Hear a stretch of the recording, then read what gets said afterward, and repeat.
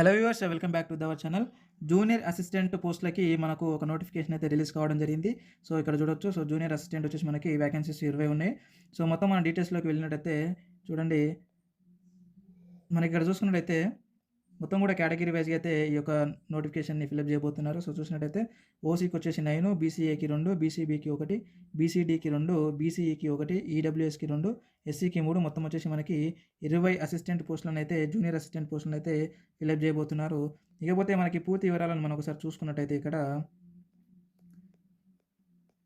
చూడండి. ఇక్కడ మనకు పే స్కేల్ వచ్చేసి పర్ మంత్లీ 25,200 నుంచి 80,910 రూపాయలైతే ఇవ్వడం జరుగుతూ ఉంటది పర్ మంత్ సాలరీ.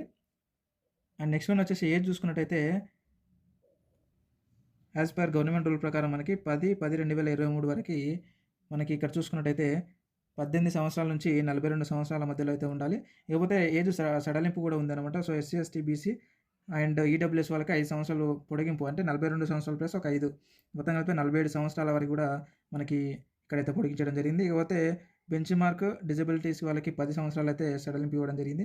ఈ విధంగా ఎక్స్ సర్వీస్ మెన్‌లకి 3 సంవత్సరాలు, ఎన్‌సీసీ క్యాడెట్స్ కూడా 3 సంవత్సరాలు, ఈ విధంగా అయితే కాస్త ఏజ్ లిమిట్ అయితే పెంచడం అయితే జరిగింది. ఇకపోతే నెక్స్ట్ వన్ వచ్చేసి ఇక్కడ చూసుకున్నట్టయితే ఫీజ్ వచ్చేసి మనం ఇది ఆన్‌లైన్‌లో అప్లికేషన్ చేసుకోవాల్సి ఉంటుంది. సో, ఇకపోతే మనం ఫీ కూడా పే చేయాల్సి ఉంటుంది. రూ. 750 ఎస్సీ, ఎస్టీలు, ఎక్స్ సర్వీస్ మెన్‌లు పే చేస్తే, ఇకపోతే అదర్స్ అందరూ కూడా రూ. 1,500 అయితే పే చేయాల్సి ఉంటుంది. సో, ఆన్‌లైన్‌లో అప్లికేషన్ చేసుకోవాల్సి ఉంటుంది.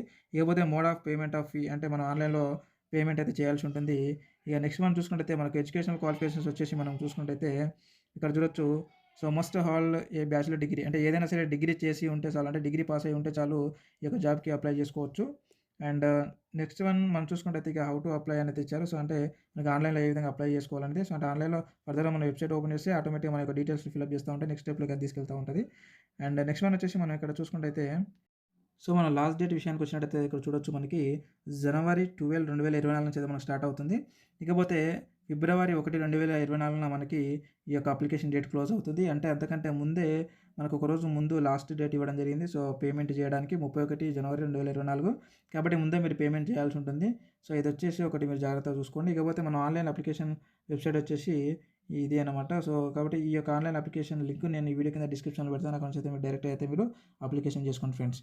ఇకపోతే ఇలాంటి ఎప్పటికప్పుడు అప్డేటెడ్ కొత్త నోటిఫికేషన్‌ల, ఉద్యోగ నోటిఫికేషన్‌ల కోసం మన ఛానెల్ అయితే సబ్స్క్రైబ్ చేసుకోండి. మీ ఫ్రెండ్స్ అండ్ ఫ్యామిలీ కూడా షేర్ చేయండి.